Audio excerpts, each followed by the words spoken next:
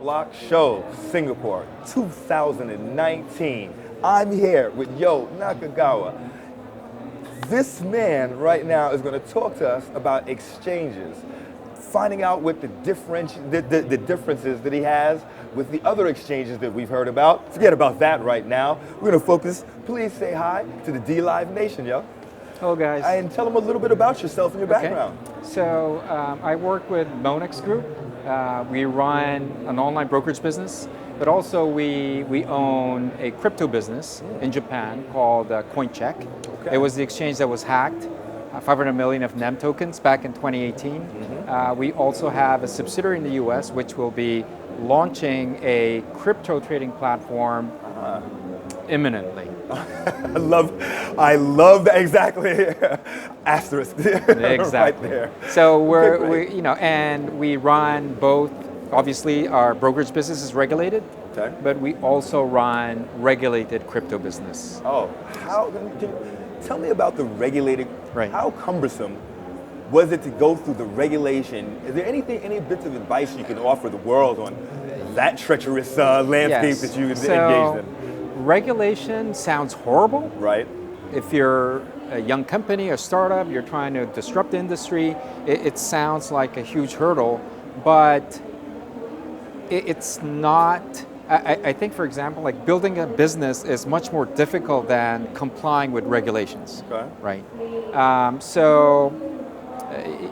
think regulators can always do a better job, okay, but if you comply with regulation, mm-hmm, the business opportunity is there, for you to really benefit from. Did you offer any legislation? Did you offer any advice? No, we don't. But we work very closely with regulators. Okay.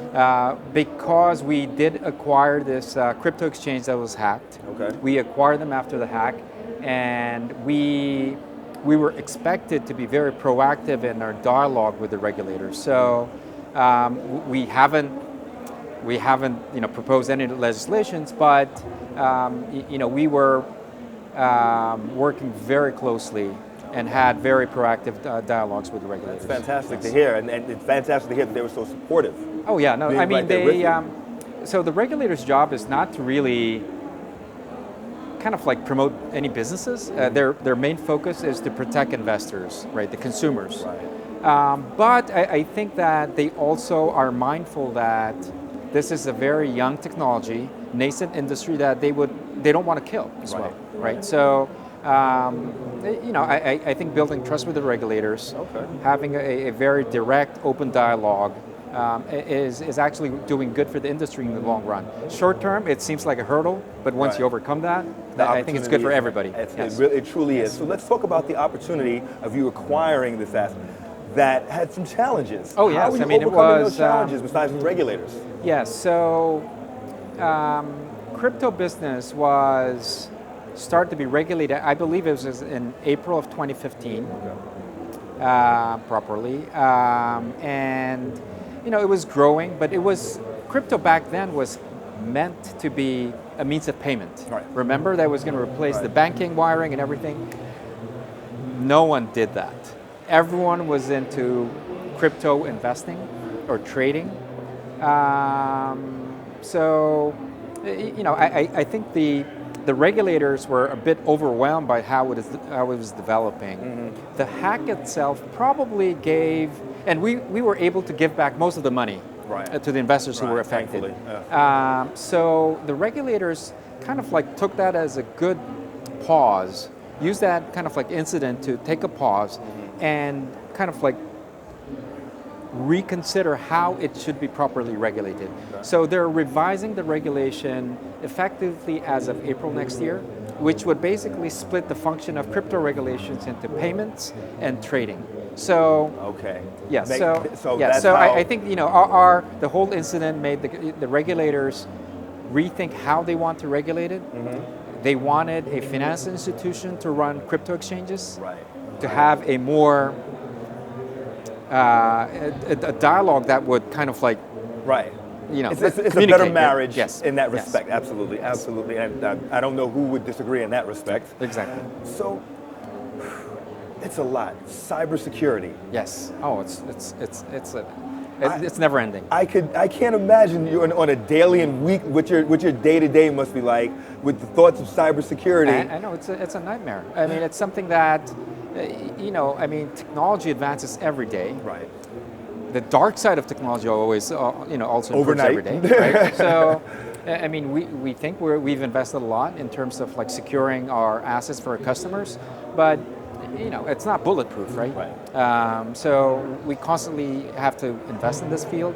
Now, the good thing is that good technology is also improving every day. So there are going to be options for us to consider going forward. Okay. Yes. So are you looking at investments? Yes, Why? we do. When We you're actually looking at do investments in the blockchain and crypto space. So yes. what sectors are really attractive to you right now in those using right. that technology? So for us, investment is not our business. Right. Right. So we do investments for business synergies or for business alliance purposes. Right. And a bit of R&D. So our investments in the blockchain space center around growing of the crypto trading environment. Okay. Right. So how the applications of cryptos into the world of finance is one of the themes. We look at ID companies that would provide a safer way of transacting, right? Transactions. So yeah, I mean these are some of the verticals. All right. That How we would look a at. company reach out to you, an organization? Because we've got a lot of developers, code entrepreneurs, and that log on to Cointelegraph and BlockShow and DLive. Where can you direct them? Just send me an email here. Oh. I don't know where you're going to have It the doesn't email work. here, right? The live version won't work. So what But email address? recording version, What, right. So what email? What website can you direct them right now for the live group? Right. So we have. So I'm at the holding company. Okay. But I'll be able to help direct anybody to any of our subsidiaries. Fantastic. So our subsidiary is called Coincheck in Japan. Okay. And our subsidiary in the US is called TradeStation in the US. So you'll look it up and there's probably going to be a general info address that you can kind of like all right, and the partners and you're there. Yes. So here's what's really interesting. You've overcome, and we'll see the outcome in the next year also, it's not the biggest, right? Right. The largest. Are you going to be able to teach others now? Teach other exchanges and really bring them in, show them how to work with regulators, show them how to run an exchange the right way, based on the trials and tribulations? To sound a little bit selfish, we don't want to share the secret sauce, right? But I think that we would very much encourage any business to engage with regulators. Right. There is only upside to that. Right. Once you're a proper business, I mean, every business is proper, but in the sense that if it is a regulated business, and I'm talking about exchanges, there's only good news, right? So it'll be a legitimate business. People will recognize you. You'll have access to banks. Customers would feel safe, and but obviously there's a cost to that. Complying with regulation, all sorts of KYC, AML, and security. I mean, it's an expensive business, but it's definitely worth it. And in the long run, I think we'll all see those that to pay off 10, 15, 30 years. Hopefully smaller, shorter time frames with the short game. But in the long term, I think we'll all be very, very happy with the investments that we've put in. Absolutely. So, in the lessons that you learned over the past 18 to 24 months, is there a little bit of advice that you can leave with our audience? Be patient. Look after the interests of your customers, and the customers will reward you for that. All right, thank you so much for taking the time and stopping by and seeing us. Very nice meeting you. Thanks so much. Thank you very much. As well.